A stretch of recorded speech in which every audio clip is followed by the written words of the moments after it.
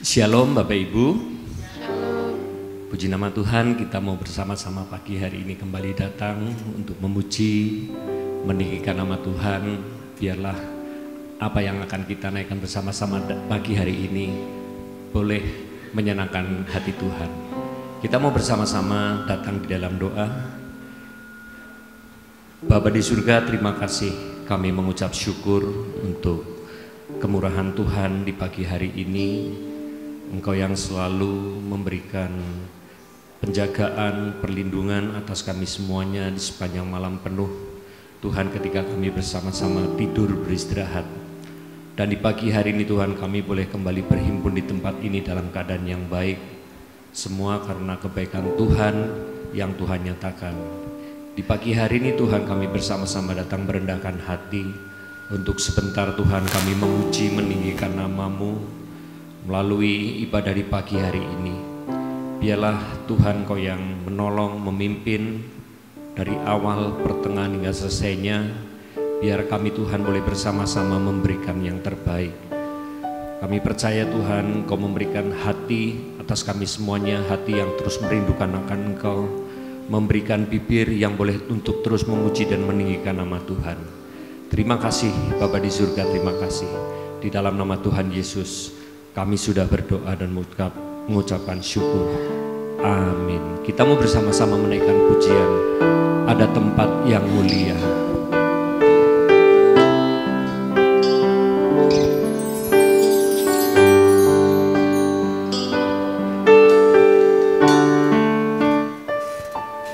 Ada tempat yang mulia, anugerah-Mu tercurah,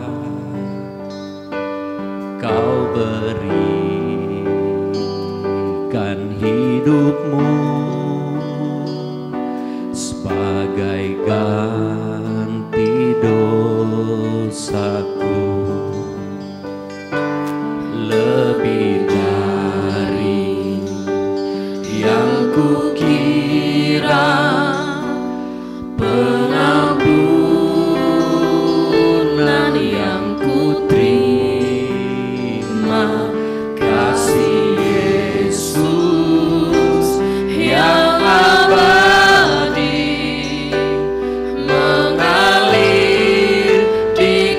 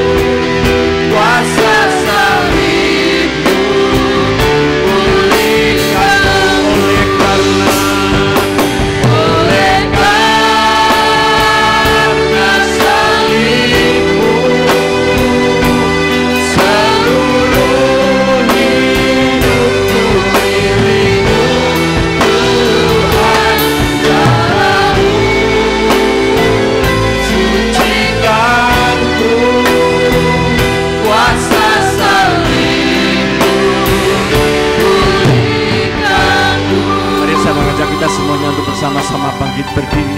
Kita mau katakan ada tempat yang mulia. Yes, kami percaya Tuhan, anugerah-Mu yang tercurah dalam hidup kami. Kau memberikan hidup-Mu Tuhan sebagai ganti tebus dosa-Mu. Amin. Sebagai ganti dosa, lebih dari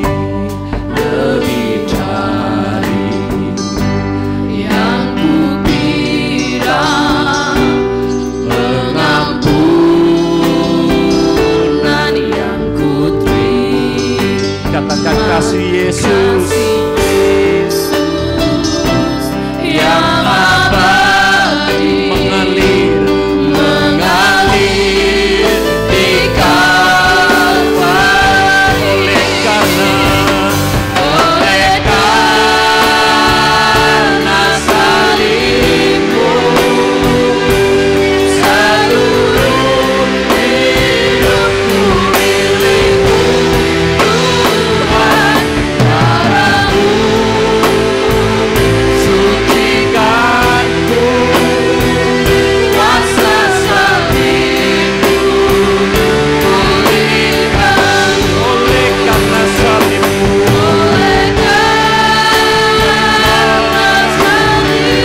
kami bersyukur Tuhan. Hidupku milik-Mu Tuhan, darah-Mu sucikanku, kuasa salib-Mu. Mari sekali lagi bersama-sama katakan, oleh karena salib-Mu. Karena salib-Mu, seluruh hidupku milik-Mu Tuhan, darah-Mu sucikanku, kuasa salib-Mu pulihkanku, kuasa salib-Mu pulihkanku, kuasa salib-Mu Tuhan pulihkanku. Yes, darah-Mu Tuhan yang membebaskan,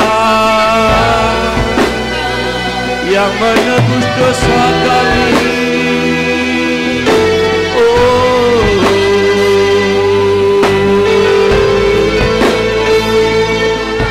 Pengampunan-Mu Tuhan,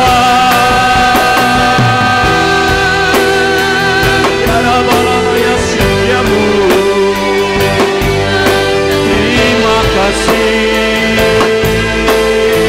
Mari kita bersama-sama angkat suara kita di hadapan Tuhan. Naikkan pujian yang terbaik. Kami memuji-Mu Tuhan. Hanya Kau yang layak. Terima pujian.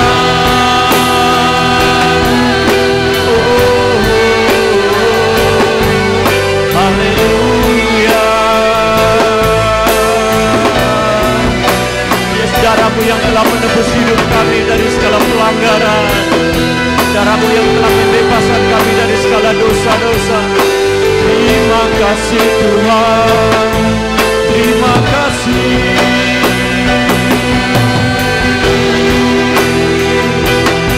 Hanya Kau yang layak.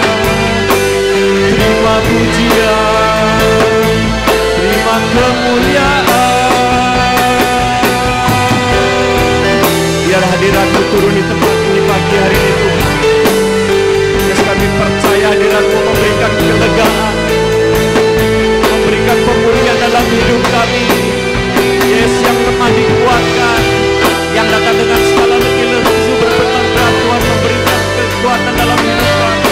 Terima kasih Tuhan.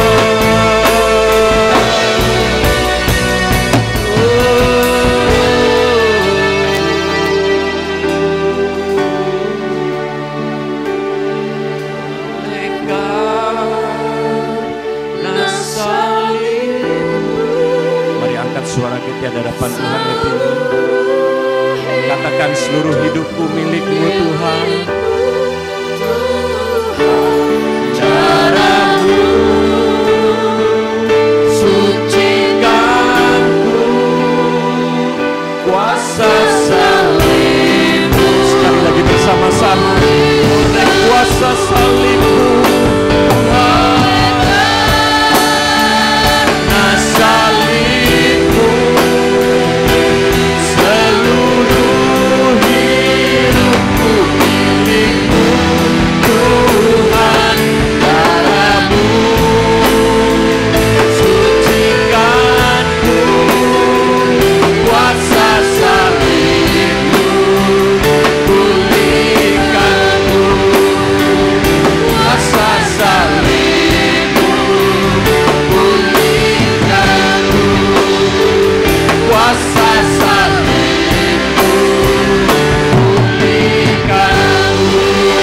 sama-sama berikan sorak-sorai yang dia beri. Haleluya.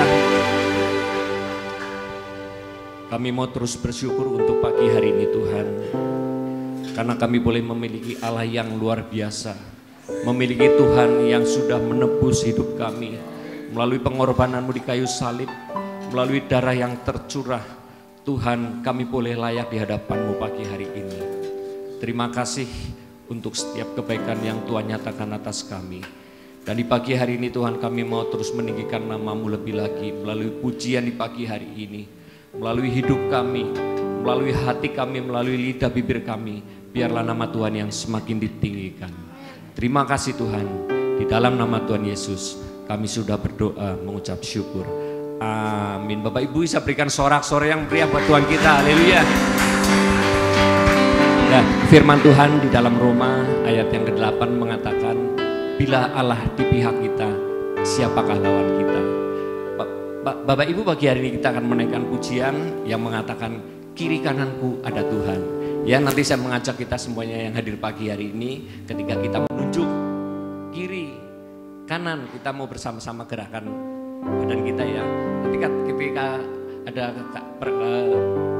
yang mengatakan, di sekelilingku ada Tuhan, kita mau bersama-sama berputar.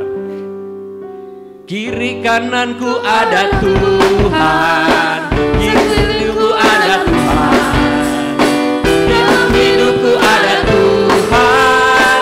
Yesus selalu bersama. Lagi kiri kananku ada Tuhan, sekelilingku ada Tuhan, dalam hidupku ada Tuhan.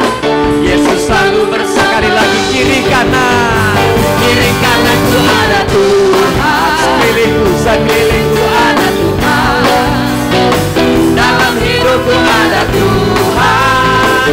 Yesus selalu bersamaku, selalu memandang Tuhan, ku selalu memuji Dia, ku percaya kepada Tuhan, ku berpasrah kepadanya.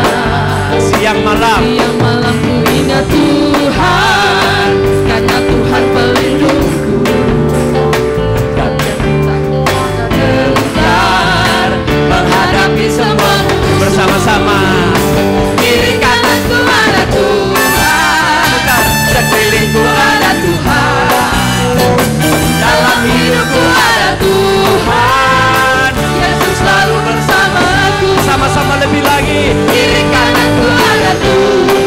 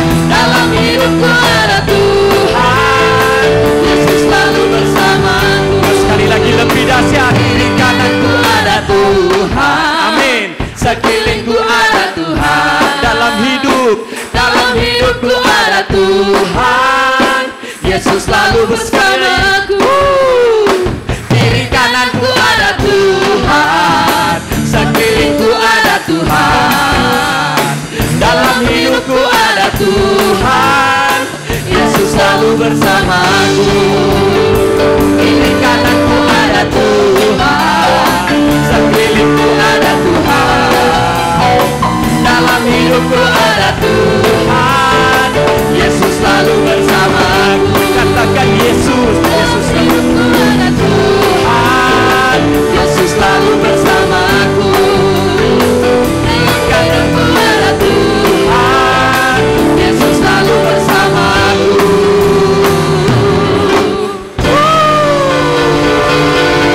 Silakan duduk Bapak Ibu semuanya.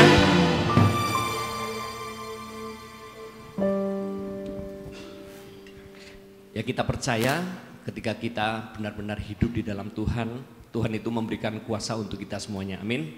Ya, apapun yang menjadi masalah kita, apapun yang menjadi sakit kita, Tuhan mampu memberikan kesembuhan. Amin. Mari kita mau nyanyikan bersama-sama, Ku diberi kuasa. Haleluya.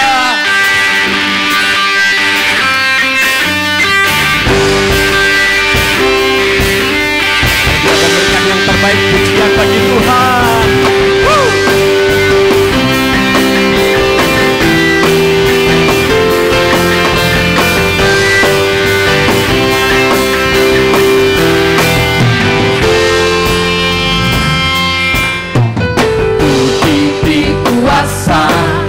Raja mulia, katakan menaklukkan musuh di bawah kaki. Ku pakai kuasa dari Raja mulia. Bila Allah ada bersamaku, siapa jadi lawanku? Sungguh besar Kau Tuhanku, Engkau perisai hidupku. Berdiri dengan iman dalam Yesus Tuhan, Kau yang memberi kemenangan. Ku bersorak merayakan, terpujilah Engkau Raja segala raja. Mari sama-sama bangkit berdiri sekali lagi saudara. Kita mengatakan pujian ini lebih dahsyat.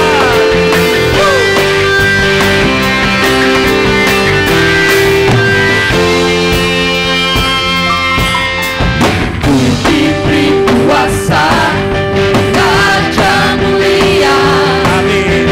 Menaklukkan musuh Di bawah kaki. pakai Ku pakai kuasa Raja mulia. Bila Allah ada bersamaku, siapa jadi lawan? bila Allah. Bila Allah ada bersamaku, siapa jadi lawan? Sekali lagi bila Allah. Bila Allah ada bersamaku, siapa jadi lawanku? Sama-sama. Sungguh besar Kau Tuhanku, Engkau perisai hidupku. Berdiri dengan iman dalam Yesus Tuhan, Dia yang memberi kemenangan. Ku bersorak merayakan, terpujilah Engkau Raja segala raja. Haleluya. Terpujilah nama-Mu Tuhan.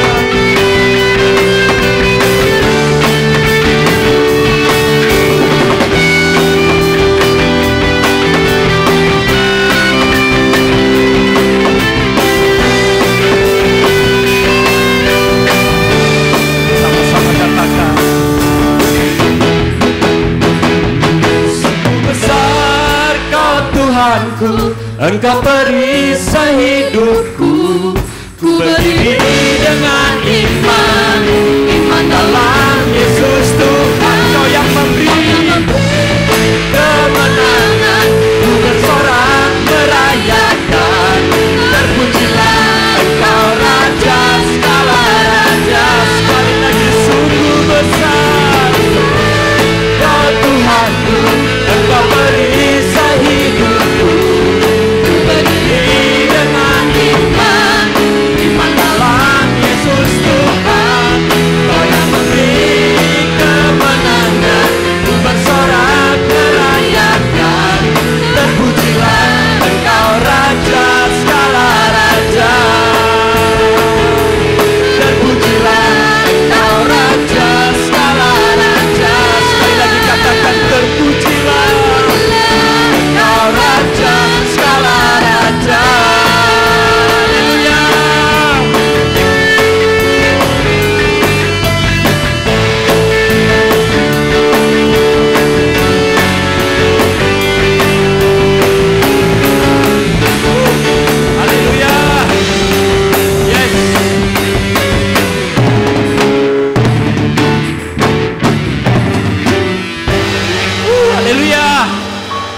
bisa duduk kembali. Puji nama Tuhan, kita tiba saatnya akan menerima kebenaran firman Tuhan di pagi hari ini. Kami mau terus belajar di pagi hari ini Tuhan, untuk kami boleh membangun hubungan yang baik dengan Engkau. Kami merindukan di pagi hari ini Tuhan untuk bertemu muka dengan muka, dan kami boleh tenggelam di dalam kasih-Mu. Penuhi kami Tuhan pagi hari ini, seluruh jemaat Tuhan yang hadir. Ketika isi hati-Mu boleh Engkau sampaikan di tempat ini, biarlah kami boleh menerima dengan hati yang terbuka, dengan hati yang tulus. Terima kasih Tuhan.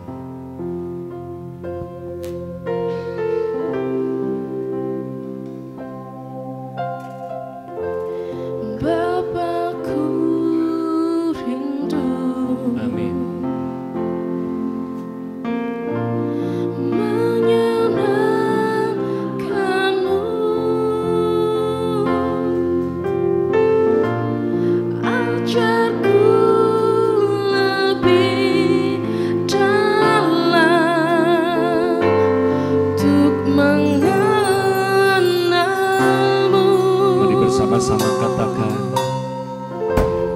Bapakku pintar,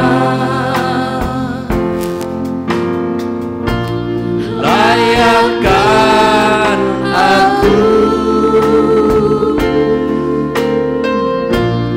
bawaku untuk menyembah-Mu di balik tirai yang suci. Sekali lagi bersama-sama katakan, Bapakku rindu.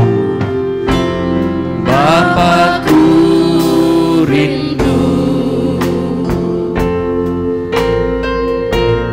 menyenangkan-Mu,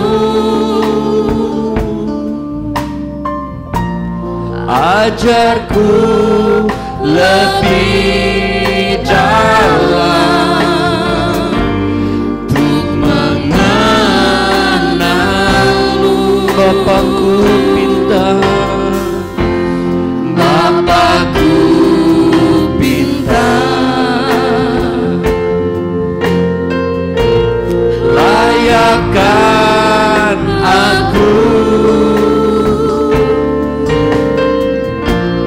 bawaku untuk menyembah-Mu di balik tirai yang suci. Mari bersama-sama katakan, bertemu dengan muka, tenggelam di dalam kasih-Mu Bapa. Oh Tuhan, ku rindukan selalu diam dalam bait-Mu. Mari semuanya bersama-sama bangkit berdiri. Kita mau sambut kebenaran firman Tuhan pagi hari ini. Bapakku rindu, katakan, menyenangkan-Mu Tuhan, menyenangkan-Mu. Kami ajar lebih lagi Tuhan, lebih dalam untuk mengenal-Mu. Bapakku pintar, Bapakku pintar. Yesus, layakan kami Tuhan pagi hari ini.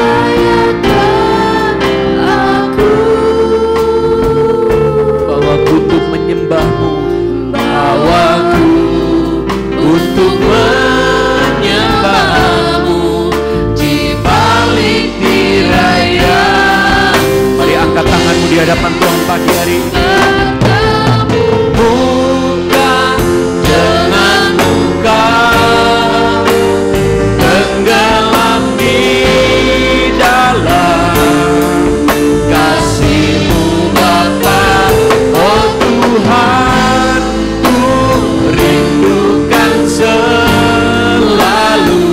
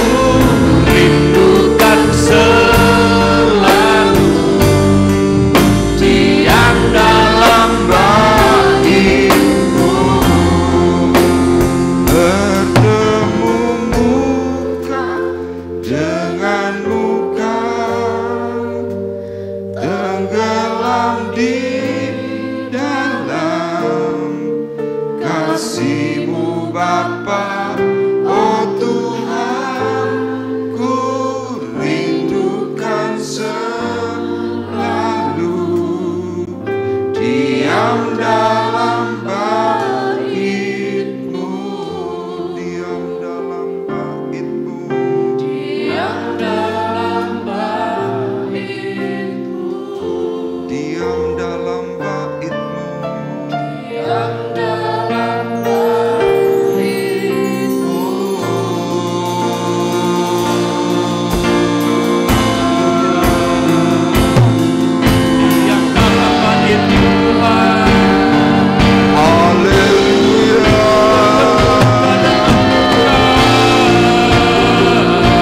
Kami rindu,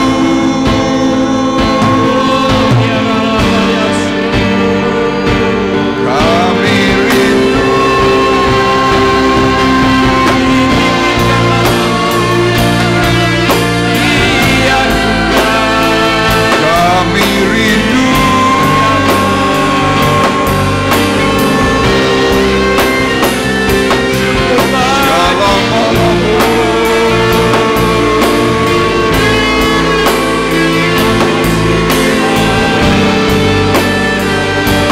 Terima kasih Hadirat-Mu memenuhi tempat ini.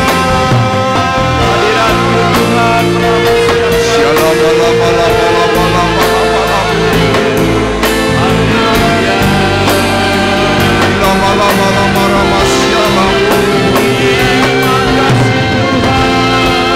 Terima kasih.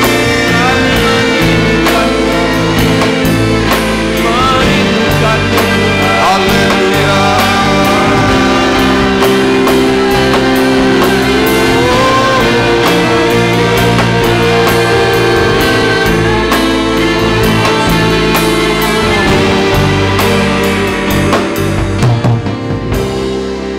Ku ingin selalu bersekutu denganmu, menikmati hadiratmu, biarkan rohmu tinggal dalam hidupku.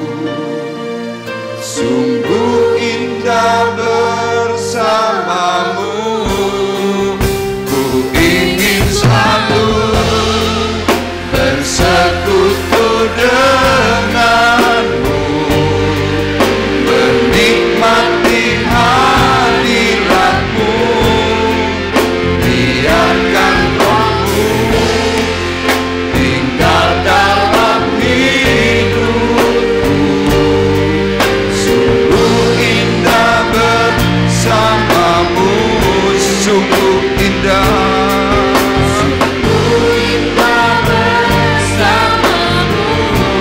Sungguh indah, sungguh indah bersamamu selamanya.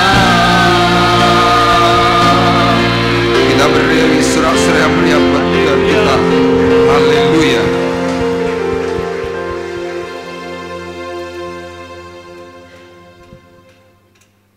Inilah kerinduan kami kepada Tuhan. Kami menyadari waktu-Mu semakin mendekat kepada kami semuanya. Kami sadar Tuhan, kami punya keterbatasan, yaitu waktu.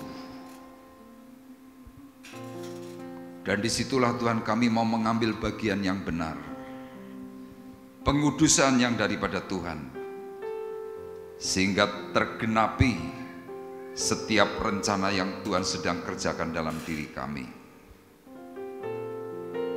Dan kami mau Tuhan berbicara secara khusus kepada kami pribadi lepas pribadi, sehingga kami boleh semakin taat, kami boleh semakin setia untuk kami menggenapkan setiap apa yang Tuhan inginkan. Roh Kudus, beri kami arahan, beri kami pertolongan untuk kami boleh mengerti apa yang Tuhan sedang maksudkan. Terima kasih Bapa di surga, Kami siap menyambut firman-Mu di dalam nama Tuhan Yesus Kristus. Dan kita semua yang siap diberkati oleh Tuhan bersama-sama berkata, amin. Puji Tuhan, dipersilahkan duduk. Shalom. Shalom. Haleluya. Puji Tuhan, hari ini kita memasuki bulan Oktober yang terakhir, ya. Minggu depan sudah November dan Desember. Berikutnya kita sudah masuk tahun 2024. Nah, ada satu hal yang membuat kita kadang-kadang merasa bahwa hidup tidak diberkati Tuhan. Ya, barusan pagi hari ini saya ditelepon dari seorang rekan hamba Tuhan dari Pontianak. Dia tiba-tiba telepon dengan nangis. Dia berkata, "Om, tolong saya." Saya tanya, "Kenapa?" "Saya dalam titik yang paling rendah," dia bilang begitu. Saya tanya lagi, "Kenapa kok dalam titik terendah?" "Karena penderitaan saya komplit," katanya. Saya tanya lagi, "Penderitaanmu apa saja?" Dia bilang, "Kenapa Tuhan tidak adil? Kenapa Tuhan tidak melihat apa yang sudah saya lakukan, apa yang sudah saya kerjakan?" Saya bilang, "Tuhan pasti melihat. Kalau memang Tuhan melihat, kenapa yang lalu saya mengalami kecelakaan?" Ya, dia tabrakan, mobilnya ringsek sampai gepeng begitu. Mobilnya harus dijual dengan harga yang sangat murah. Kemudian dia beberapa tahun mengalami problem di bagian punggung dan pantat. Karena ada retak. Hari ini dia berkata, dadanya ada benjolan. Saya cuma mengatakan satu hal. "Berarti kamu hebat." Nangis dia. "Kok hebat?" "Iya, karena kalau engkau tidak hebat, engkau tidak dilirik oleh iblis, oleh setan." Dia tanya lagi, "Loh kok bisa?" "Iya, di mata Tuhan engkau hebat, di mata iblis engkau membahayakan." Makanya penuh gangguan. Sama dalam diri kita mungkin kadang-kadang berpikir, kenapa ada banyak gangguan? Tapi disitulah kita perlu tahu hakikat kita mengikut Tuhan. Dan Tuhan ingin supaya kita yang sedang mengalami problem, penderitaan, masalah-masalah yang sulit, engkau sedang dibawa oleh Tuhan untuk apa? Menggenapkan rencananya yang luar biasa itu. Makanya pagi hari ini saya memberikan tema untuk Bapak Ibu Saudara, turut menggenapkan rencananya yang mulia. Bapak Ibu tahu rencana Tuhan yang mulia itu apa? Rencana Tuhan yang mulia itu ada dua dalam hidup kita. Yang pertama adalah keselamatan, yang kedua masuk dalam kemuliaan. Ada orang selamat, tapi belum tentu dimuliakan. Nah, saudara yang hari ini mungkin sedang mengalami pergumulan, saya yakin, saya percaya, Tuhan sedang membawa Anda semua itu turut menggenapkan apa yang Tuhan sedang rencanakan yang dari semula. Nah, untuk itu mari kita bersama-sama membuka di dalam surat Roma pasal 8 ayatnya yang ke-28. Roma pasal 8 ayat yang ke-28. Mungkin tolong bisa dibacakan. Begini firman Tuhan, kita tahu sekarang bahwa Allah turut bekerja dalam segala sesuatu untuk mendatangkan kebaikan bagi mereka yang mengasihi Dia, yaitu bagi mereka yang terpanggil sesuai dengan rencana Allah. Amin. Nah, Bapak Ibu perhatikan, inilah surat Rasul Paulus kepada sidang jemaat di Roma. Bapak Ibu perlu ketahui bahwa surat Roma itu secara surat itu dibagi dua. Pasal 1 sampai dengan pasal 11 itu doktrinal.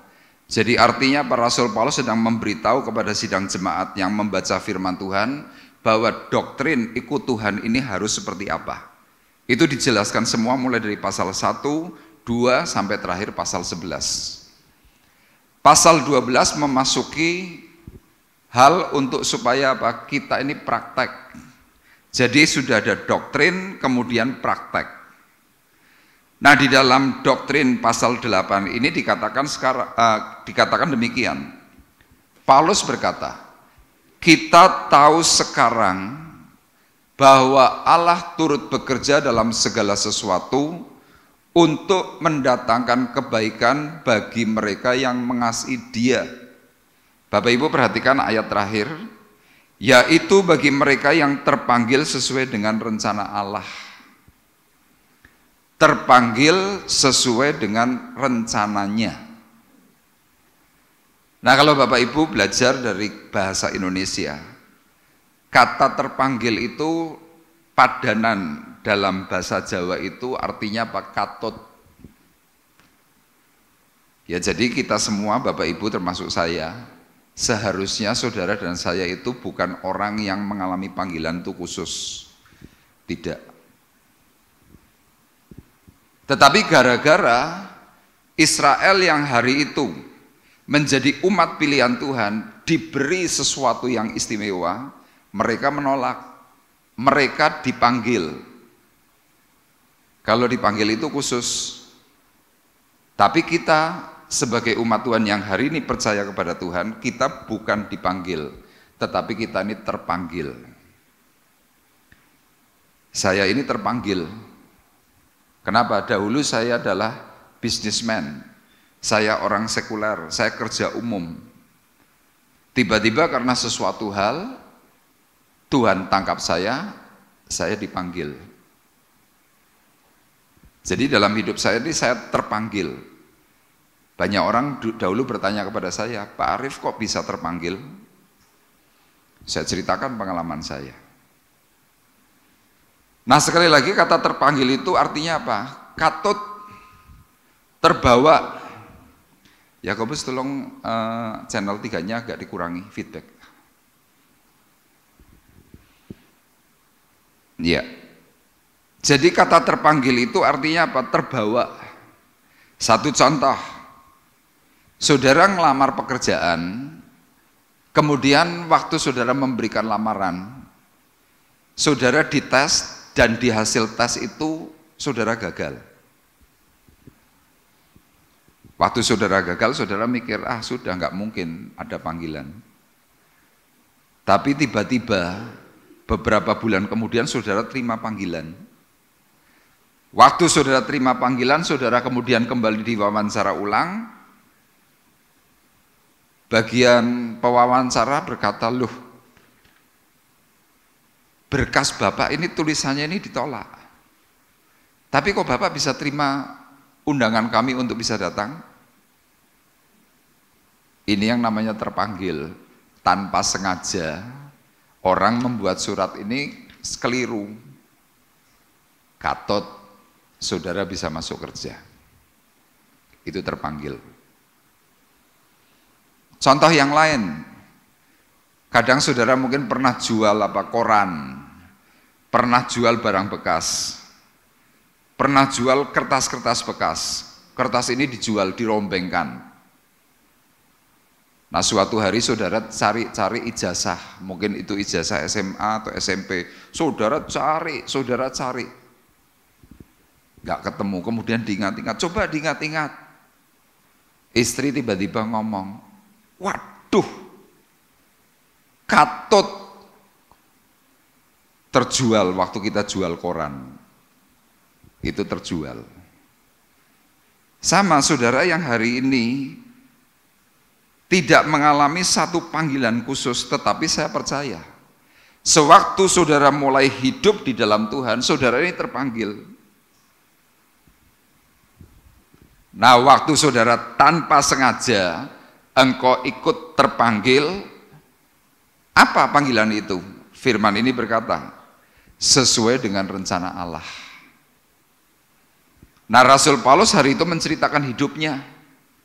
Dia di dalam pelayanan, dia mengalami banyak penderitaan, mengalami banyak kesusahan, mengalami banyak problem.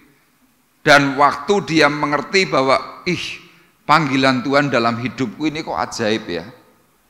Dia mulai evaluasi, dia mulai telaah. Makanya kalau saudara baca ayat firman Tuhan ini, kita seringkali hanya mengutip bait yang kedua. Kita tahu Allah turut bekerja dalam segala sesuatu untuk mendatangkan kebaikan. Kita hanya bicara soal itu, tetapi kita ternyata sedang tidak membaca ayat pertama, bait pertama. Kita tahu sekarang. Jadi kalau mungkin dalam bahasa Jawa mungkin lebih tepat.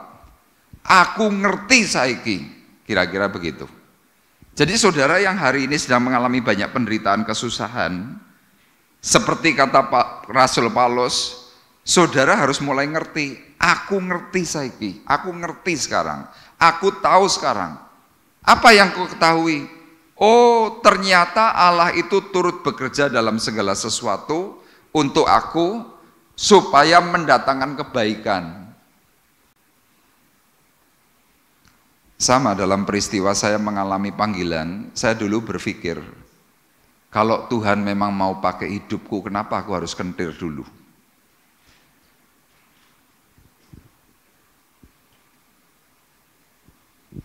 Pak Bekti juga mengatakan hal yang sama. Kenapa kalau Tuhan mau pakai hidupku, aku harus muntah darah dulu? Harus mah blooding dulu?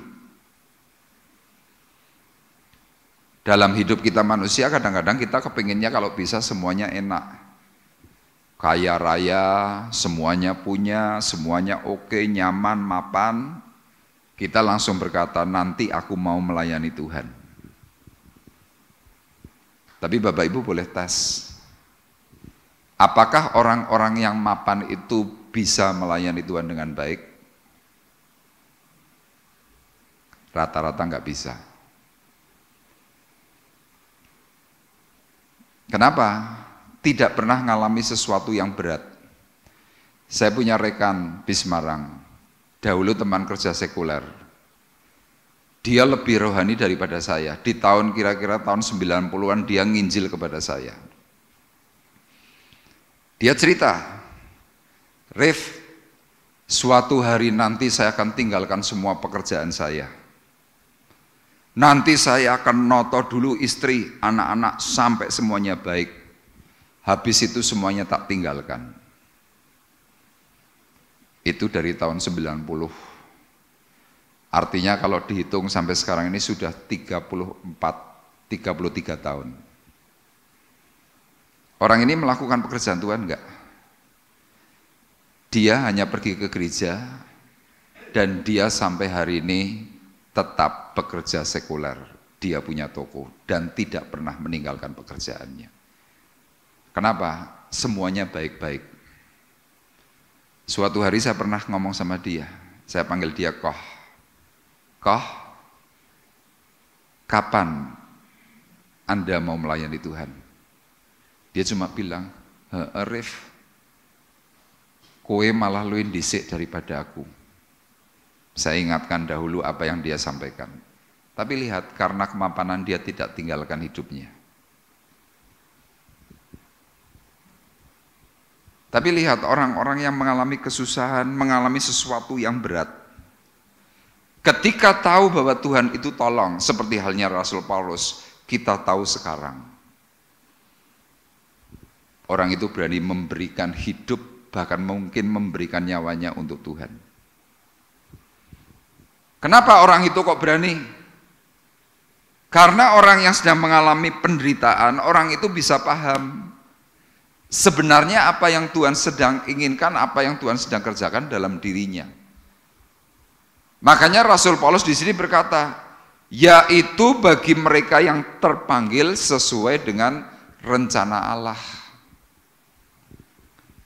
Rencana Allah sekali lagi dalam diri kita dua, selamat, mulia. Selamat, mulia.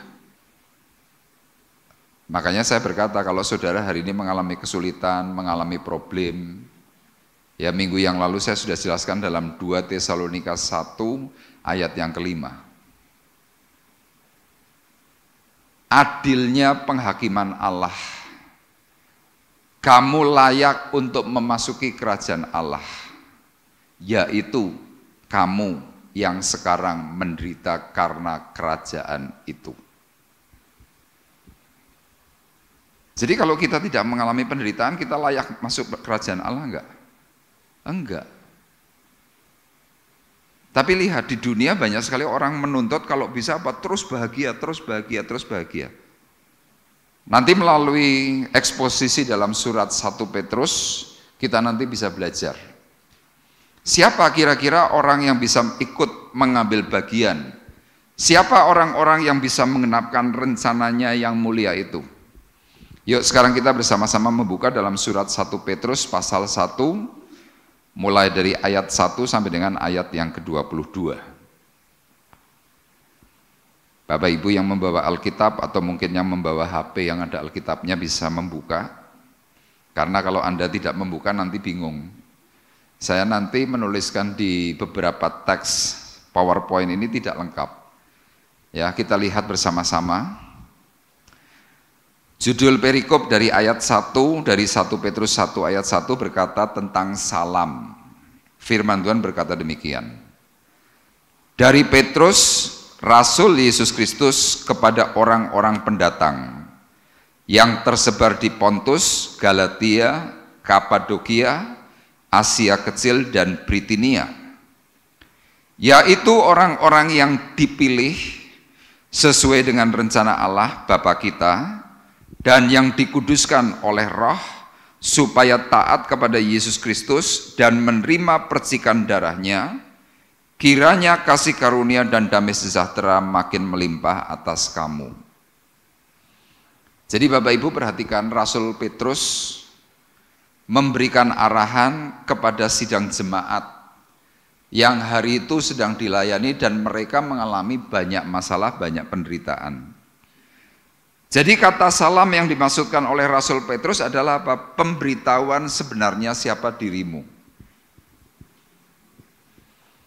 Makanya kalau dalam ayat 1 dikatakan dari Petrus, Rasulnya Yesus Kristus kepada orang-orang pendatang yang tersebar di Pontus, Galatia, Kapadokia, Asia Kecil, Britania, Temanggung. Ada amin. Jadi ayat ini bisa dikembangkan. Saudara di Semarang, ditambahkan saja dari Petrus, Rasul Yesus Kristus kepada orang-orang pendatang yang tersebar di Semarang. Di sini ada orang Bali, itu Tante Cen. Jadi firman ini juga untuk orang Bali. Saya orang Cilacap. Anda asli Temanggung, ada yang asli Jakarta, ini luas. Tuhan sedang memberitahu kepada kita, siapa diri kita di hadapan Tuhan. Ayat 2 berkata, yaitu orang-orang yang dipilih sesuai dengan rencana Allah Bapa kita. Jadi ternyata saya dan saudara itu punya sesuatu yang istimewa. Apa itu? Tuhan punya rencana atas hidupku dan hidupmu.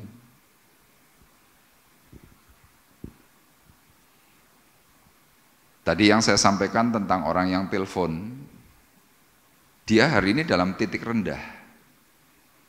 Maaf, duit lagi nggak punya, pas-pasan. Dokter memvonis di payudara kirinya ada benjolan. Tadi saya tanya, berapa besarnya? 1,5 sampai 2 cm. Di sini. Nyeri? Nyeri. Terus saya tanya, selain ini apa lagi? Bekas kecelakaan saya ini belum sembuh total. Saya bilang, ya bagus. Loh, Om Arif kok malah ngomong bagus? Saya bilang dalam Ibrani 2 ayat 18.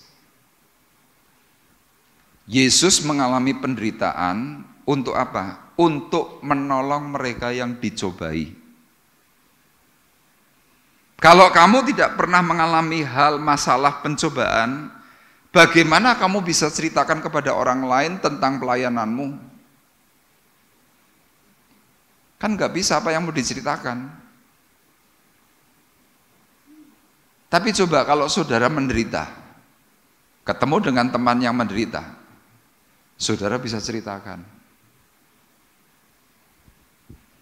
Saya tadi bilang, benjolan di dadamu itu ada berapa sih? Cuma satu. Saya bilang, saya di tubuh, di tangan itu banyak benjolan. Mungkin kalau 10 mungkin ada, di tangan mungkin ada 4-5. Di tangan kiri ada, di punggung ada. Saya bilang nggak apa-apa. Kemarin siang saya mendoakan orang yang juga punya benjolan di mana di sini. Di antara lipatan, besarnya juga kurang lebih sekitar 3 cm. Saya bilang itu lipomia. Di sini ada Pak Dokter, bisa nanti tanya lipom itu apa.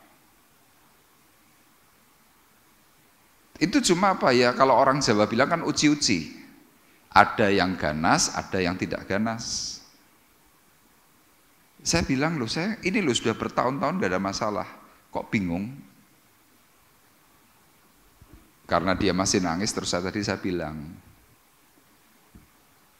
saya beritahu, saya dari kira-kira 6 atau 7 bulan yang lalu divonis sama dokter tuh 3 penyakit. Jelas dari bulan Maret akhir sampai kemarin September akhir kurang lebih, saya sudah divonis dokter kena GERD. Saya minum obat itu rutin. Saudara mungkin masih ingat, yang lalu saya kalau khotbah sampai batuk-batuk kayak orang keplekian gitu. Itu GERD. Hari ini sudah 97% sembuh. Tapi saya rajin minum obat. Urusan ini belum selesai. Divonis dokter katanya saya kena jantung. Di tengah-tengah saya divonis kena jantung, dokter lain bilang, Bapak kena hepatitis C. Saya baca literatur, hepatitis C itu sebabnya kenapa?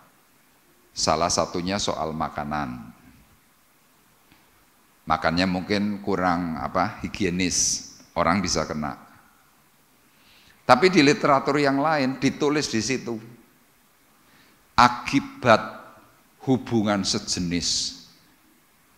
Coba bayangkan, saya langsung mikir keedian. Berarti homo gitu kira-kira. Saya cerita kepada istri saya, kok iso ngene penyakit aneh-aneh. Tapi ketika saya mulai ikuti petunjuk dokter, saya mulai periksa satu persatu hampir 3 bulan karena BPJS. 2 dokter itu berkata, dokter jantung berkata apa? Oh, jantung Bapak enggak apa-apa. Tidak ada plak, tidak ada penyumbatan, Bapak sehat. Puji Tuhan. Dokter kedua, dokter penyakit dalam berkata, wah Bapak dapat barokah. Loh maksudnya gimana dok? Bapak ini bukan kena virus hepatitis C. Lah terus? Bapak ini justru punya antibodi virus hepatitis C. Dan dokter itu bilang dari 100 orang belum tentu 2 bisa punya antibodi virus hepatitis C. Tapi selama kira-kira 3-4 bulan itu saya deg-degan enggak? Deg-degan. Dengan adanya penyakit, adanya problem dalam diri saya tentang kesehatan, saya kemarin ketemu dengan orang yang juga takut, ini loh ada benjolan di sini. Hari ini saya ditelepon tadi jam 6:30 kurang 5 atau jam 6:30, benjolan di sini. Saya cuma bilang jangan takut. Saya cuma bilang jangan cemas. Karena cemas, takut, khawatirmu itu justru akan jadi penyakit. Kenapa? Iya, orang cemas, orang takut, orang khawatir, adrenalinnya berubah, maka adrenalin itu akan merubah hormonmu dan engkau jadi sakit. Orang yang tadi saya doakan, dia cuma berkata akhirnya gimana? Gitu ya Om, iya. Kenapa kita harus takut? Makanya kalau firman ini berkata yaitu orang-orang yang dipilih sesuai dengan rencana Allah Bapa kita, sesuai dengan rencana Allah. Jadi kalau Tuhan sedang memberikan rencana dalam hidupmu, artinya apa? Tuhan punya maksud. Waktu Tuhan punya maksud, apa tujuan maksud itu? Menghibur orang yang susah. Hari ini saya bisa menghibur orang yang susah, kemarin siang, kemarin pagi saya menghibur orang yang susah. Yang saya mulai ceritakan, orang itu kemudian cuma ngomong begini, Pak Arif takut enggak? Saya bilang, saya tidak takut. Tapi jujur, kadang-kadang saya tiba-tiba punya pikiran yang negatif. Pikirannya apa? Aku kok sakit? Tapi saya enggak mau larut dalam pikiran itu. Makanya banyak orang kenapa tiba-tiba sakit? Mikirkan sesuatu yang salah. Kalau saudara baca dalam kitab Ayub, firman Tuhan berkata, apa yang kupikirkan itu yang menimpa aku.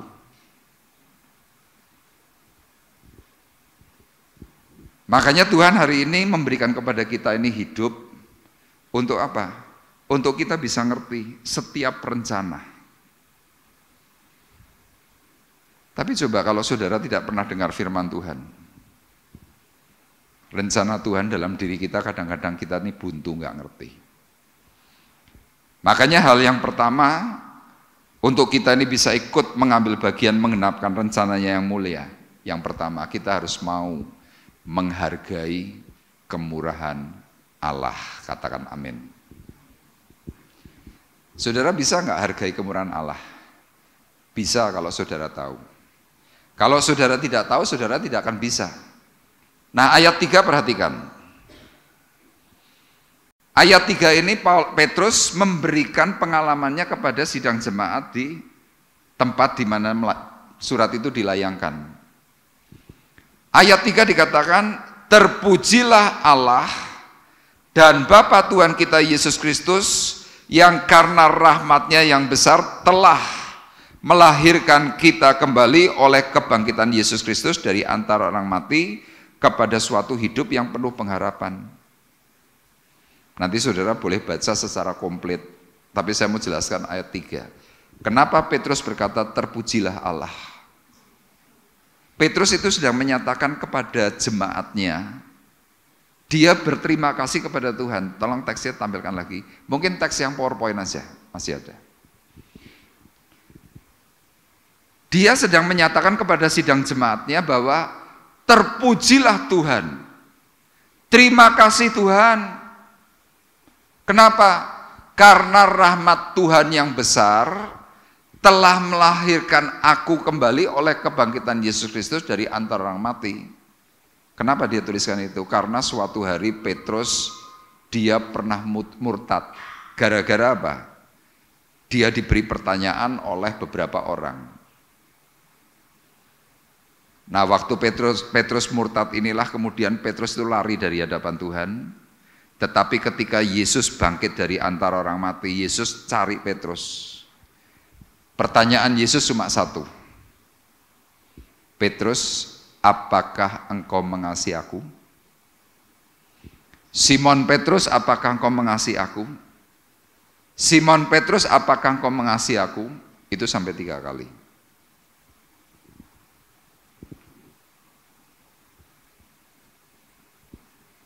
Petrus akhirnya sambil nangis menjawab, Tuhan, aku mengasihimu. Yesus menjawab, kalau engkau mengasihiku, gembalakanlah domba-dombaku. Ini yang kemudian Petrus katakan, terpujilah Allah Bapa Tuhan kita Yesus Kristus yang karena rahmat-Nya. Rahmat itu artinya apa? Pemberian gratis. Dalam bahasa Inggris memakai kata reward. Orang kalau punya reward, wah tiba-tiba bisa dapat hadiah mobil, bisa dapat hadiah rumah, itu reward. Tuhan berkata, yang karena rahmat-Nya yang besar telah melahirkan kita kembali, saya dan saudara. Kira-kira Petrus berkata begitu. Oleh siapa? Oleh kebangkitan Yesus Kristus dari antara orang mati kepada suatu hidup yang penuh harapan. Petrus sebelum mengalami jumpa kembali dengan Yesus yang hari itu mati, dia hopeless. Dia merasa, aduh, aku murtad, aduh, aku berkhianat kepada Tuhanku. Orang kalau punya rasa penyesalan yang sifatnya negatif, orang itu bisa mati bunuh diri. Tapi disitulah Tuhan tahu, kemudian Tuhan cari Petrus, ketemu, diberi pertanyaan. Simon Petrus, apakah engkau mengasihiku? Mengasihi aku? Waktu dia diberi kesempatan itu, dia nuliskan kepada suatu hidup yang penuh pengharapan. Jadi Bapak Ibu yang hari ini punya problem, waktu saudara mulai mau bersungguh-sungguh di hadapan Tuhan, Tuhan beri pengharapan yang baru dalam dirimu. Enggak ada amin. Ada amin? Saya waktu baca ayat ini saya berkata, puji Tuhan, amin. Kenapa? Saya diberi pengharapan baru. Kenapa saya diberi pengharapan baru? Saya mulai evaluasi hidup saya. Siapa saya dahulu dan berapa banyak teman-teman saya yang mati di dalam penjara gara-gara narkoba. Saya ditangkap Yesus, memang sakit, memang harus mengalami penderitaan sampai diedan-edan. Ada orang berkata, pernah edan kok jadi pendeta. Loh itu kata-kata menyakitkan loh. Saya jawab, ora apa-apa, edan kanggo Tuhan. Saya jawab begitu. Tapi lihat, saya punya pengharapan baru. Pengharapan yang dimaksudkan Petrus itu apa? Ayat 4. Untuk menerima suatu bagian. Yang apa saudara? Yang tidak binasa. Yang tidak dapat cemar. Yang tidak dapat layu. Yang tersimpan di surga bagi kamu.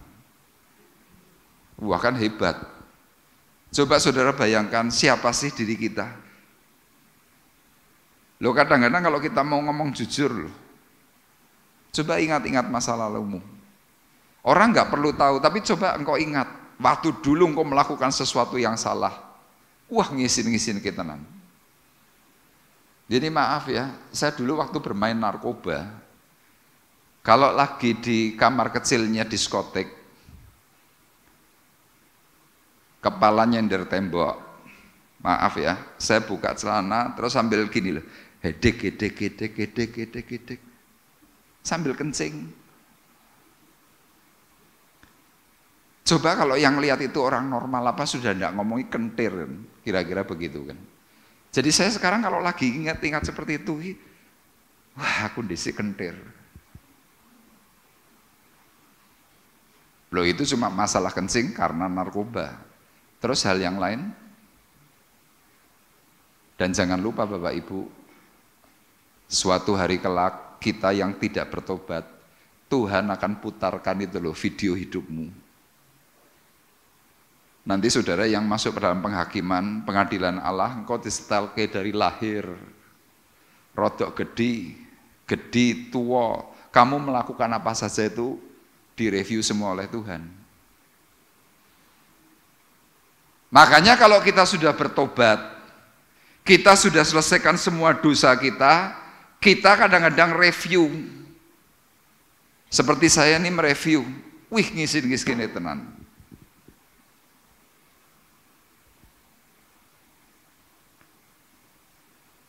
Lalu mendingan kita mereview sekarang daripada nanti suatu hari direview oleh Tuhan. Ngerti-ngerti, woi nyolong, woi ngapusi, woi gini-gini macam-macam. Petrus hari itu sudah menyelesaikan segala sesuatu. Dia tobat.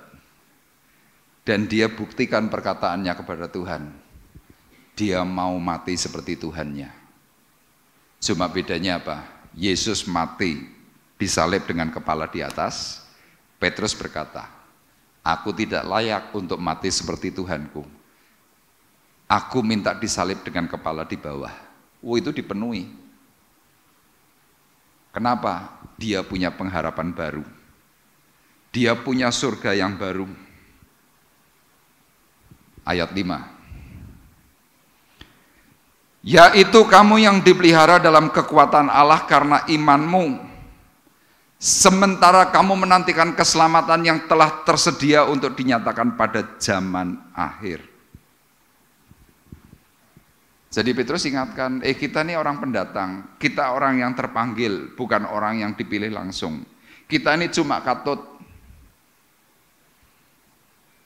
Kamu sekarang sudah punya surga.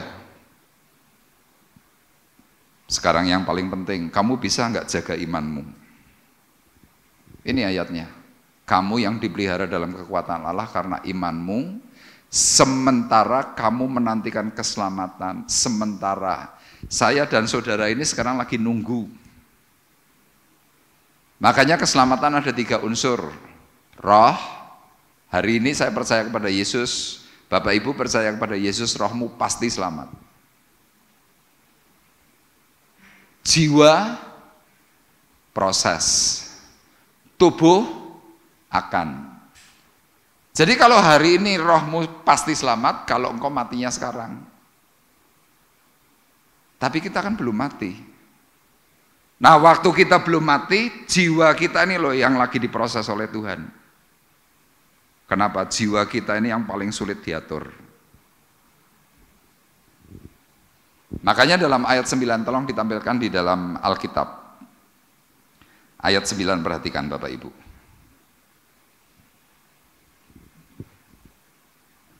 Karena kamu telah mencapai tujuan imanmu, yaitu keselamatan jiwamu.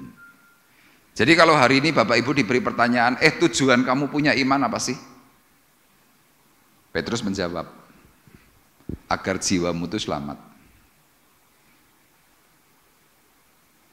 Jadi iman kita bukan tujuannya supaya kita kaya, bukan. Supaya kita sembuh dari sakit, bukan. Tapi yang paling utama adalah keselamatan jiwa. Kenapa kok keselamatan jiwa bukan keselamatan tubuh? Tadi jiwa kita ini seringkali berontak. Makanya kalau Bapak Ibu kembali kepada ayat 1, ayat 2, dikatakannya apa? Orang yang dipilih sesuai dengan rencana Allah Bapa kita dan yang dikuduskan oleh Roh supaya taat kepada Yesus Kristus dan menerima percikan darahnya. Jadi waktu kita sudah punya Tuhan tuh loh, jiwamu ingin selamat? Jawabannya cuma simpel, taat. Taat enak enggak? Enggak enak.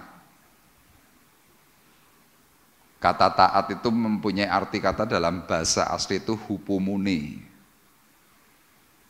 Melakukan di bawah tekanan. Waduh, paling angel itu. Terutama kita nih orang lagi ibadah. Saudara kan pasti punya keinginan. Mungkin misalkan, oh mbok kordennya ini apa, tirainya jangan merah, aku kepinginnya ungu. Oh aku kepingin kalau bisa kita pakai layar LED. Kalau lagi tidak keturutan gimana? Kita bisa jengkel. Saya sebagai seorang hamba Tuhan di tempat ini, saya hanya bisa menjelaskan, misalkan contoh, oh kalau mau ganti warna ungu, ini biayanya kira-kira sekian juta. Tidak ada duitnya. Saudara mungkin berargumentasi, oh gerejane wong sugih, orang ono duitnya ngapusi, duitnya tinggal pendetane, misalkan begitu. Debat. Tapi saya telah mengatakan tidak ada biaya. Tidak percaya, akhirnya saudara mangkel. Itu jiwa. Jadi kita ini punya banyak problem soal jiwa. Makanya waktu jiwa kita ini problem, yang terjadi apa? Kita berontak. Kita nggak bisa ngikuti aturan. Kenapa? Kita punya keinginan. Makanya mewakili jiwa itu apa saja sih? Pikiran, perasaan, kehendak. Itu jiwa. Jadi waktu pikiran kita, perasaan kita, kehendak kita tidak bisa tunduk kepada apa yang Tuhan katakan, keselamatan itu menjadi sebuah tanda tanya. Makanya lihat yang tadi saya sampaikan, keselamatan 3 unsur, roh, jiwa, tubuh. Roh kita hari ini selamat karena percaya Yesus. Jiwamu ini loh bisa enggak? Makanya waktu jiwa kita ini bisa ditundukkan, ditekuk. Caranya bagaimana kita bisa nekuk jiwa kita? Melalui penderitaan. Contoh, kalau saya lagi mengalami sakit mah nih loh. Aduh, misalnya lagi nekuk gini nih. Aduh. Kemudian ada orang yang nyinggung saya. Yang membuat saya marah. Pertanyaannya waktu saya sedang sakit mah lagi, aduh, bisa saya marah? Tidak bisa.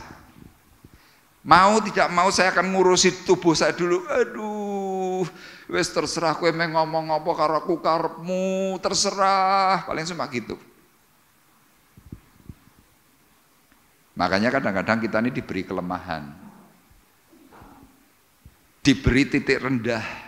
Supaya apa? Supaya engkau bisa bilang terserah karepmu wis. Ini yang namanya penyerahan diri. Ya tinggal tanya penyakitmu apa?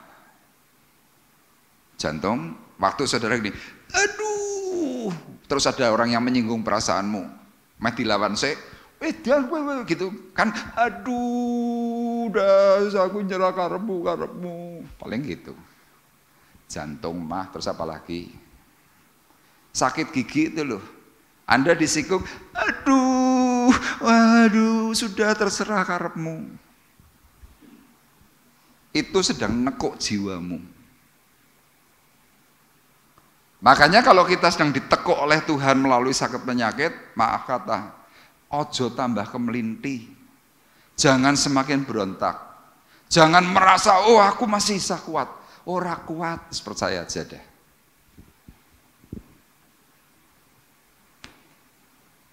Makanya kalau seperti kemarin saya divonis 3 penyakit, tujuannya apa? Saya juga evaluasi, kenapa ya Tuhan izinkan itu? Sama yang saya dapatkan, saya lagi tekuk juga. Orang kalau ditekuk gimana sih? Ya gini, aduh, ini kan nekuk. Yesus Kristus itu C. Kalau engkau masih aku, I kan I. Tapi begitu Anda ketemu Yesus Kristus, C.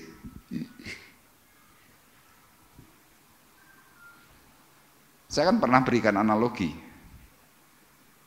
Anda capek olahraga, Anda pelari, Anda ngos-ngosan, capeknya minta ampun. Supaya cepat pulih gimana? Apakah Anda harus tiduran? Mati pasti. Karena jantungmu itu tidak sesuai. Tapi orang yang sedang lari kemudian merasa capek, lelah, jantung itu berdegup hebat. Cara untuk bisa cepat pulih caranya gimana? Anda nekuk gini. Cepat pulih. Anda duduk, Anda tidak pulih. Tapi begitu Anda mulai ngerti-ngerti sudah. Anda dengan duduk mungkin butuh 10 menit, hanya dengan begini cukup 1 menit. Jadi sekarang Anda bisa pilih penyakitmu hari ini apa. Tujuannya bukan apa yang jadi penyakitmu, tapi tujuannya satu, supaya engkau bisa ditekuk. Orang yang sudah bisa ditekuk oleh Tuhan, apa yang terjadi? Orang itu nanti akan menghargai setiap kemurahan yang Tuhan berikan. Akhirnya seperti Petrus cuma bilangnya apa? Terpujilah Tuhan Yesus. Puji Tuhan, ngomelnya hilang. Puji Tuhan, Tuhan baik. Ini kemurahan Allah. Kita lihat sebentar Roma 11 ayat 22. Tolong di PowerPoint ya. Sebab itu perhatikanlah kemurahan Allah dan juga kekerasannya, yaitu kekerasan atas orang-orang yang telah jatuh, tetapi atas kamu kemurahannya, yaitu jika kamu tetap dalam kemurahannya, jika tidak kamu pun akan dipotong. Makanya bagi kita yang terpanggil, kita ini orang yang diibaratkan sebuah ranting, itu kita ini adalah orang cangkokan.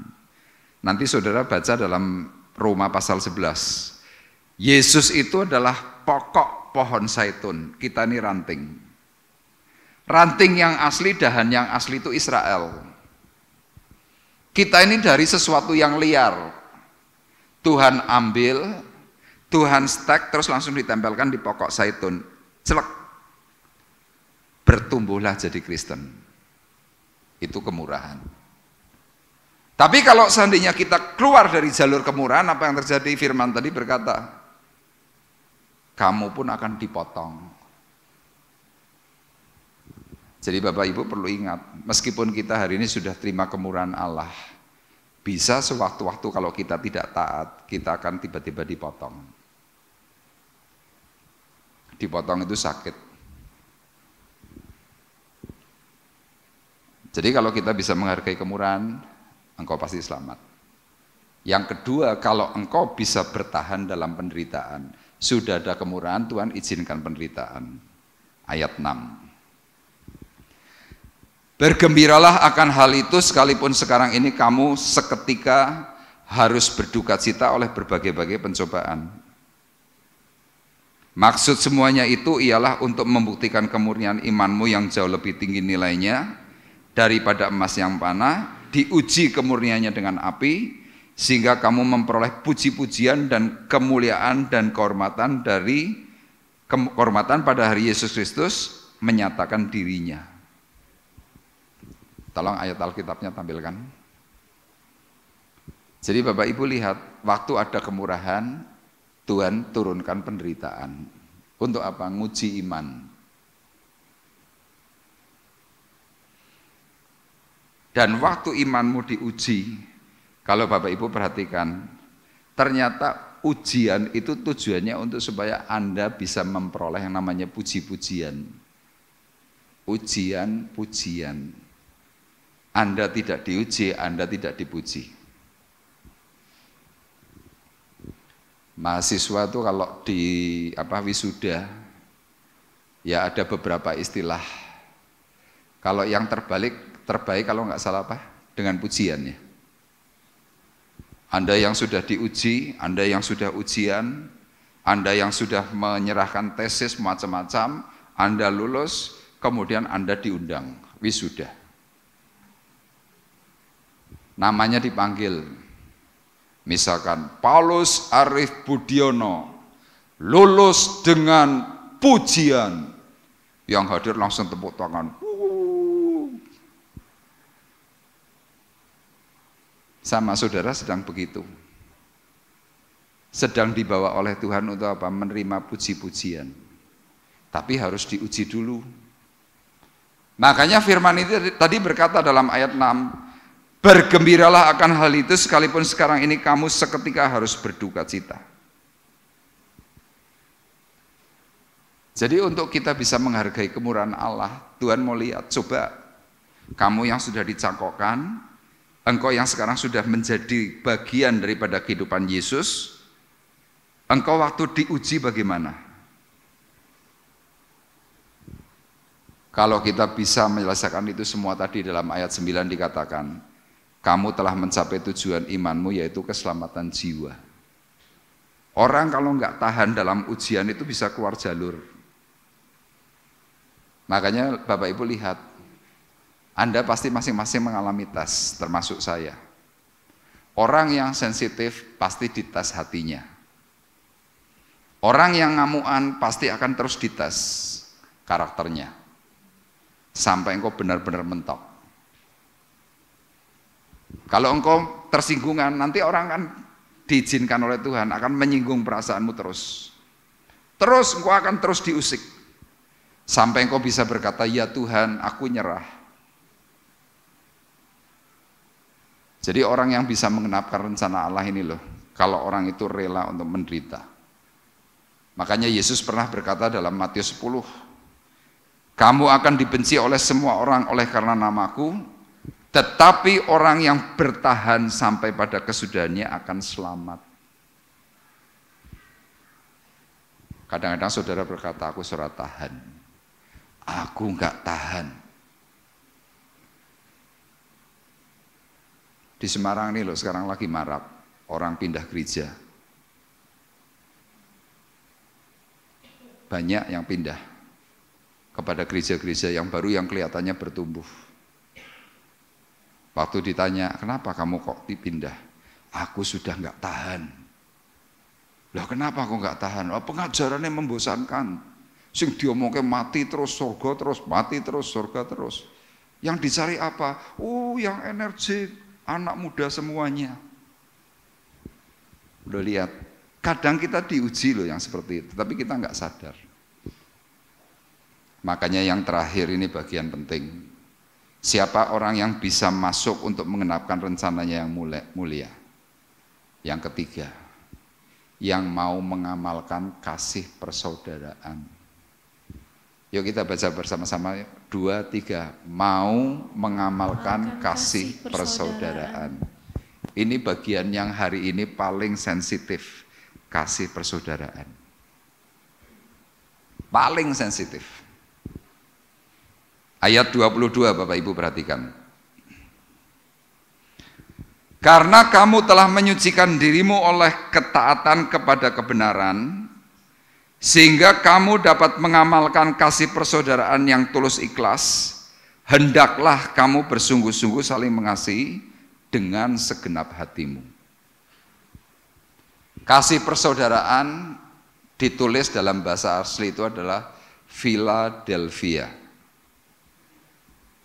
Dari bahasa asli Philea, itu kasih persaudaraan.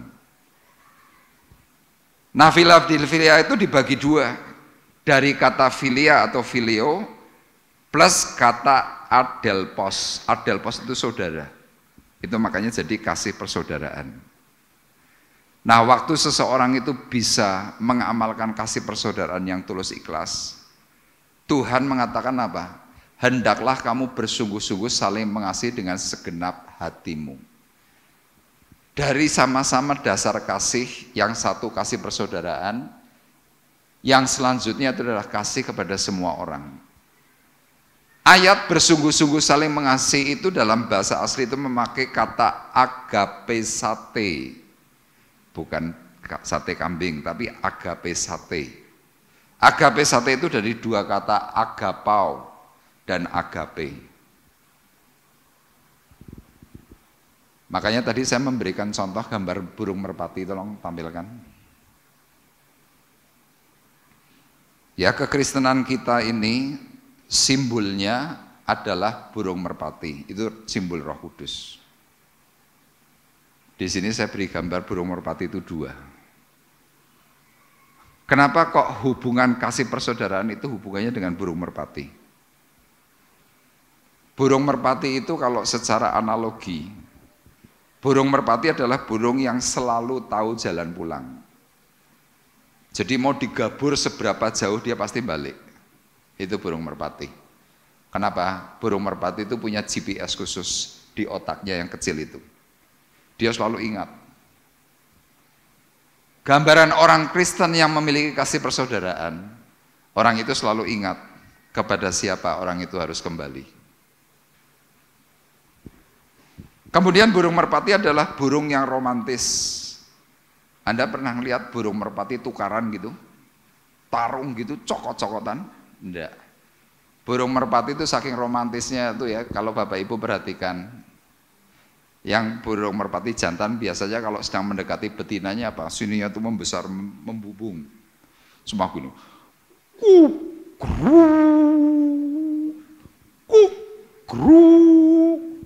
Betinanya gimana? Mantuk-mantuk. Jadi sisi satunya kugeruk, satunya cuma gini. Sama seharusnya Anda itu malu dengan burung merpati. Kita kalau lagi dirayu malah pret. Apa? Gombal, wong lanang, karpe, apene ana karpe. Mbok coba ya. Kugeruk langsung. Jangan saudara lagi diomong, aduh cantiknya pret, jangan gitu. Sing ngomong aduh cantiknya pret itu, aduh, ya wis lah nek ngono kok ora tak rayu. Aneh ya, kadang-kadang wanita kan seperti itu, njaluke dirayu. Aduh ayu, aduh cantik, aduh bajunya bagus, anting-antingnya bagus, tapi gilirannya diomong Anting-antingmu apik ya, pret gombal wong lanang apa. Jangan gitu. Coba nanti pulang beli burung merpati sepasang. Mulai ngelihat kukru. Perempuannya coba gini. Itu romantis. Apalagi merpati itu suka bekerja sama. Kalau membuat ranting, burung yang jantan itu hilir mudik ambil ranting apapun dipasang. Sama, perempuannya juga sama. Keluar masuk. Angremnya pun sama. Itu merpati. Beda dengan burung yang lain, beda dengan anjing. Makanya apa kekristenan itu kenapa simbolnya burung merpati? Kekristenan itu adalah satu hal yang disebut dengan karakter. Bapak Ibu nanti boleh baca di Google. Kristen berbicara tentang kasih persaudaraan di tempat tulisan-tulisan umum tidak ada yang mengajarkan Philadelphia, tidak ada. Kenapa? Itu adalah karakter Kristus yang memang dibagikan. Makanya seperti kenapa Tuhan memberikan gambaran tentang kekristenan itu adalah burung merpati. Yang paling istimewa dari burung merpati itu apa? Burung merpati tidak punya empedu. Makanya burung merpati itu tidak pernah sakit hati.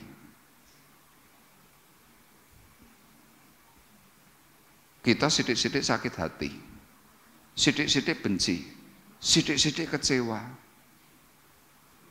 Makanya kadang-kadang ada orang kena penyakit yang namanya radang empedu. Dioperasi diambil supaya apa? Sakit hatinya hilang. Nggak ada ya burung merpati nek ketemu saling cuak gitu, nggak ada. Nek burung merpati ketemu mesti kepalanya ditempelkan gini. Tuk. Tuk. Sambil ngapain tadi? Kugruk. Nah itu burung merpati, itu kan tugasnya kita. Kalau ketemu orang, sapalah terlebih dahulu. Beri senyum yang terbaik. Saya paling suka itu kalau lewat pom bensin. Saudara yang biasa isi solar, biasa isi bensin, saudara pasti tahu. Di pom bensin itu ada slogan. Slogannya apa saudara? 3S. Sekarang slogan yang baru ada. Pasti pas. Itu pom bensin Pertamina. Tapi yang tertampang besar itu mesti 3S. Apa itu? Senyum, salam, sapa. Senyum, salam, sapa. Masa wong Kristen kalah karo pom bensin? Petugasnya pom bensin itu loh, begitu ada mobil datang langsung gini. Selamat siang Bapak, apa yang bisa dibantu? Mas saya mau ngisi solar mas, 100.000. Baik Bapak. Ada orang begitu datang gitu terus, mau apa? Ngapain? Mau isi solar. Kadang tuh petugas pom bensin, begitu selamat siang Bapak, selamat siang Ibu, selamat siang Kakak. Yang mau ngisi kan bahasanya ketus. Ngisi solar 100.000, cepet, nggak pakai lama. Dia dengan baik-baik tetap senyum. Senyum. Padahal kalau saudara mau mikir secara baik, pom bensin itu tidak ada saingannya. Di mana-mana itu pom bensin ya Pertamina. Jadi kalau seandainya Pertamina itu mau arogan, kan bisa. Nggak melayani saudara pun kan bisa, wong saudara butuh bensin, butuh solar.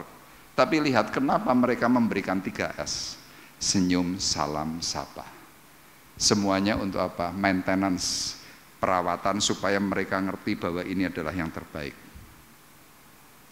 Sama saya menghimbau kepada Bapak Ibu, belajarlah untuk senyum. Yuk kita belajar senyum dulu yuk. Lihat kanan kirimu kita senyum. Saya senyum pada Bapak Ibu. Selamat pagi, puji Tuhan. Saya kalau senyum tambah ganteng kan? Daripada senyum. Coba bayangkan betapa sulitnya kita tuh senyum. Tuhan ajarkan sesuatu yang baik. Pom bensin sudah mengajari kita juga. Inilah yang bisa menjadi bagian kita kalau kita ini bisa mau mengenapkan rencana Allah.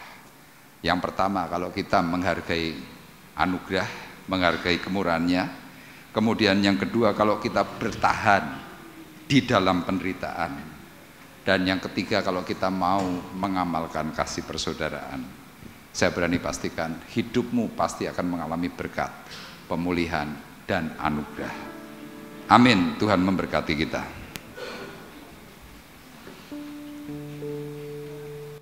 Bapak Ibu, hari ini minggu kelima. Jadi nanti ada ramah tamah di pastori. Ya, kita bisa mengamalkan kasih persaudaraan. Yang sudah lama tidak saling menyapa, disapa.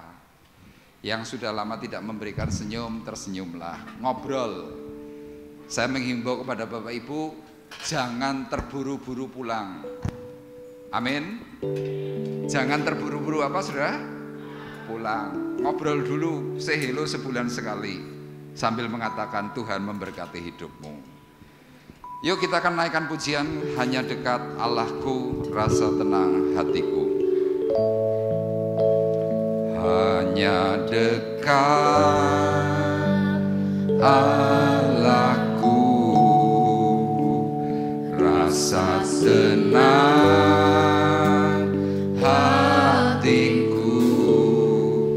Kau sertai jalanku sepanjang hidupku. Hanya dekat padamu, hanya dekat padamu. Ada kekuatan baru, Kaulah perlindunganku, keselamatanku.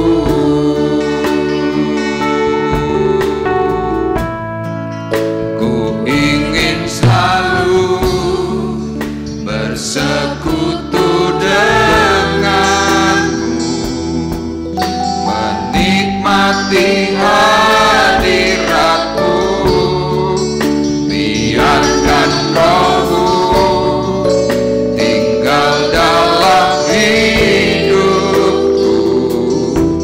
Sungguh indah bersamamu.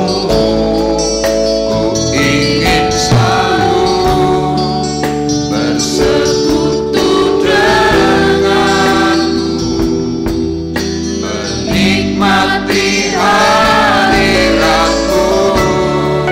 Biarkan Rohmu tinggal dalam hidupku. Sungguh indah bersamamu. Sungguh indah, sungguh indah bersamamu. Sungguh indah.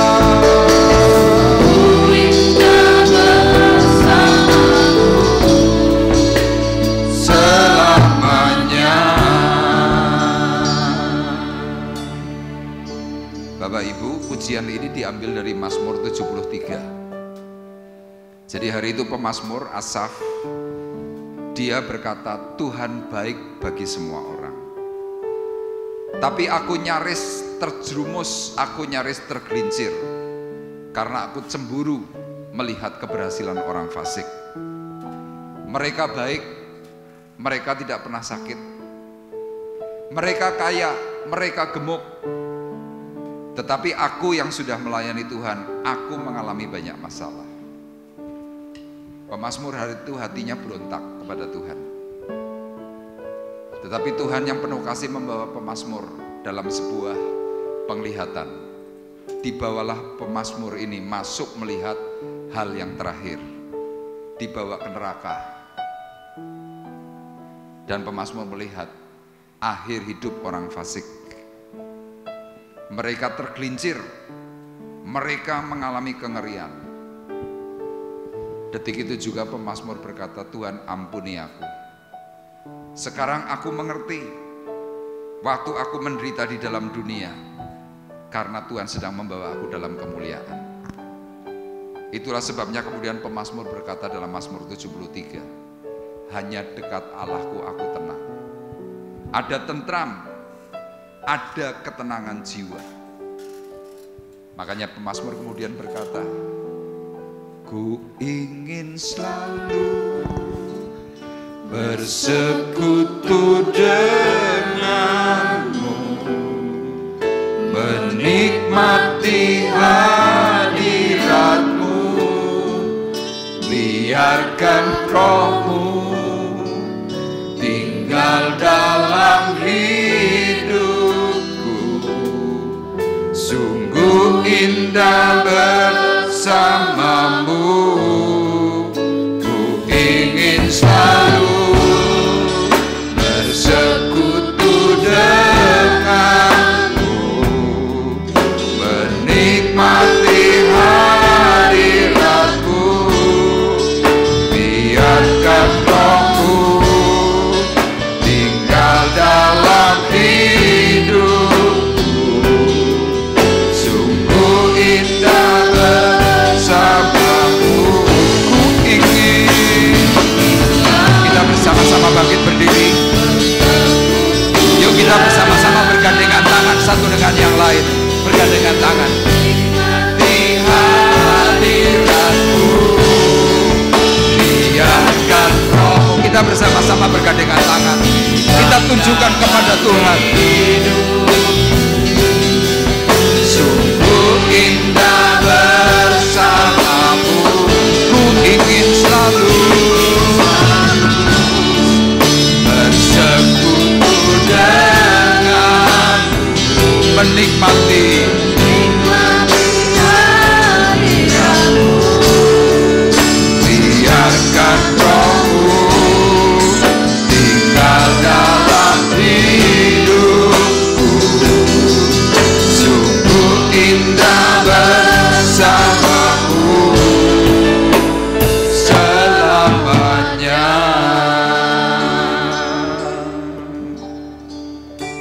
Ketika kita bersama-sama bergandengan tangan di hadapan Tuhan yang mulia,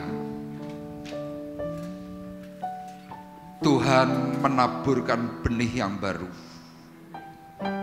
yaitu kasih mula-mula yang hinggap dalam hatimu. Engkau diperbarui dalam hati, dalam pikiran. Engkau diberi yang namanya roh persatuan. Karena kasih persaudaraan berbicara tentang kasih, tentang mengasihi, tentang cinta. Dan firman Tuhan berkata, aku memberikan perintah baru kepadamu, yaitu supaya kamu saling mengasihi, sama seperti aku telah mengasihimu. Demikian pula kamu harus saling mengasihi. Dengan demikian semua orang akan tahu bahwa kamu adalah murid-muridku, yaitu jikalau kamu saling mengasihi.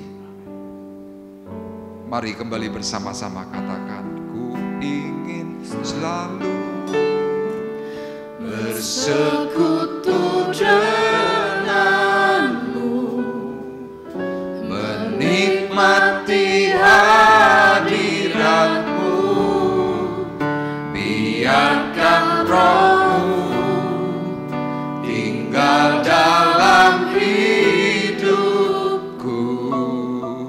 Sungguh indah bersamamu selamanya. Ku ingin selalu, ya Tuhan, ini kami semua sidang jemaat-Mu. Kami bergandengan tangan, kami mempermuliakan, kami menaburkan roh persatuan, kami menikmati hari bersama Tuhan. Sungguh indah bersamamu, ku ingin selalu. Saya mengundang Ibu Elizabeth Kidarto untuk berdoa. Ibu Elizabeth Kidarto. Hadiratmu, biarkan rohmu tinggal dalam hidupku. Ku indah bersamamu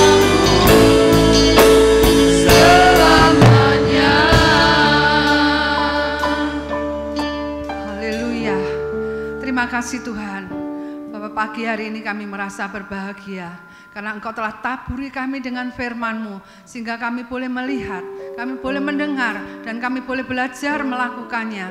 Setiap firman yang sudah ditaburkan oleh hamba-Mu, pakai hamba-Mu lebih lagi Tuhan, untuk membukakan rahasia firman Tuhan kepada kami semuanya. Ajari kami terus Tuhan, untuk memelihara kasih persaudaraan, karena itulah perintah Tuhan yang utama, yaitu kami boleh mengasihi Tuhan dengan segenap hati, dan kami boleh mengasihi sesama kami. Itulah yang Tuhan mau di dalam hidup kami.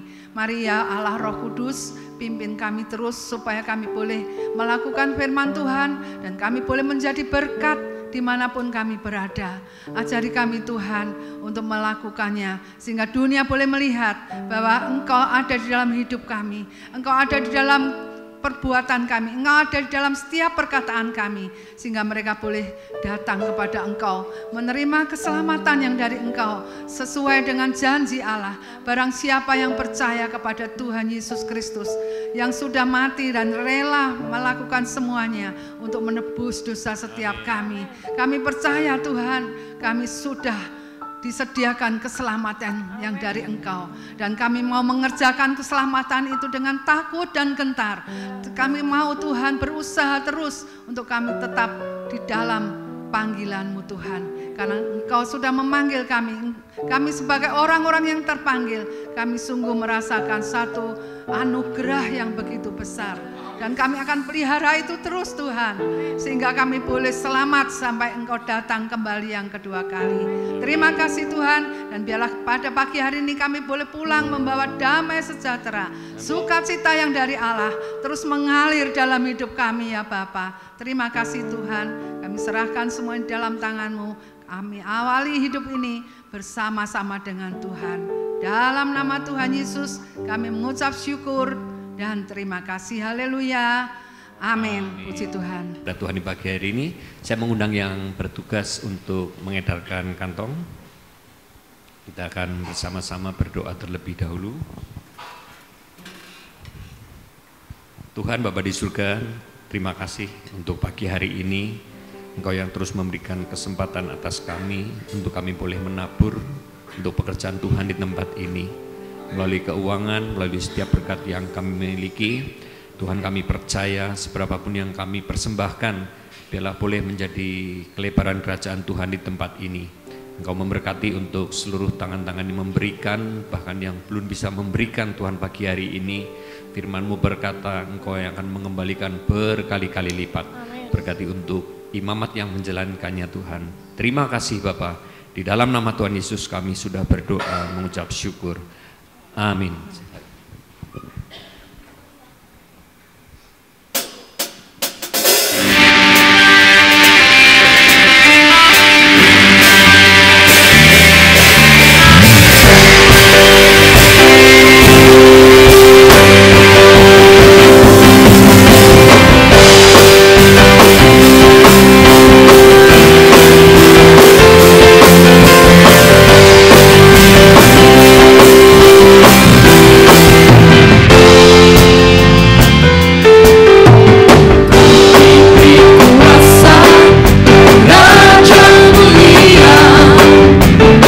Baik, kita akan bersama-sama mengakhiri perjumpaan ibadah kita.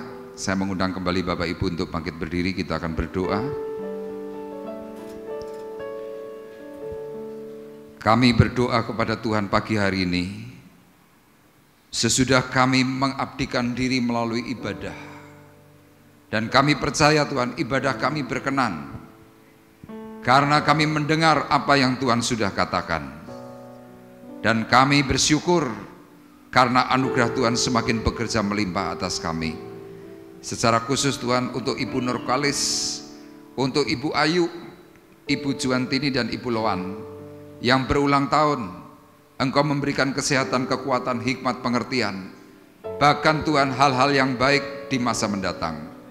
Hamba-Mu berdoa Tuhan supaya mereka semua secara khusus menjadi berkat bagi keluarga, sehingga nama Tuhan yang dipuji dipermuliakan. Mereka mengalami pembaharuan, bahkan dalam keseharian mereka dipelihara oleh Tuhan. Itulah kasih karunia yang Tuhan nyatakan. Dan pagi hari ini Tuhan kami juga berdoa mengingat akan Pak Woto, mengingat Ibu Partiah, mengingat Ibu Maharsi, mengingat Ibu Puji yang masih juga dalam masa pemulihan. Kiranya Engkau berkati, pulihkan, beri kesehatan yang baru. Dan kami percaya Tuhan, Engkau tidak pernah terlambat menolong. Tetapi melalui setiap proses yang Tuhan berikan, izinkan, kami meyakini Tuhan sedang berbicara khusus kepada mereka semuanya. Dan mereka boleh mengalami berkat yang baru, dipulihkan secara tubuh, dipulihkan secara karakter untuk menerima kemuliaan kekal.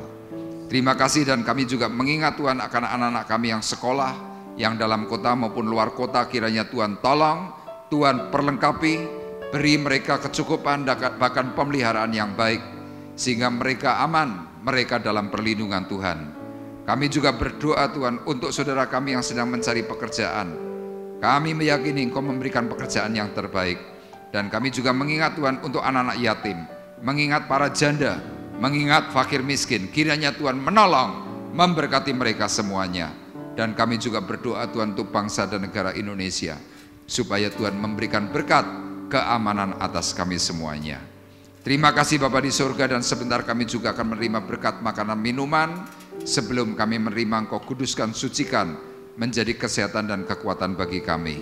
Kami bersyukur, dan tiba saatnya Tuhan sekarang kami mengangkat hati, mengangkat tangan kami di hadapan Tuhan. Sidang jemaat Tuhan terkasih, marilah kita bersama-sama menerima berkat. Damai sejahtera Allah ada padamu yang datang daripada surga. Kasih karunia Tuhan Yesus Kristus di dalam persekutuan Roh Kudus, Tuhan memberkati engkau dan melindungi engkau. Tuhan menyinari engkau dengan wajahnya dan memberi engkau kasih karunia. Tuhan menghadapkan wajahnya kepadamu dan memberi engkau damai sejahtera. Mulai dari pagi hari ini sampai Maranatha datang yang kedua kali. Dalam berkat nama Tuhan Yesus Kristus, kami sudah berdoa dan mengucapkan syukur kami. Dan kita semua yang diberkati oleh Tuhan bersama-sama berkata, Amin. Amin. Terima kasih.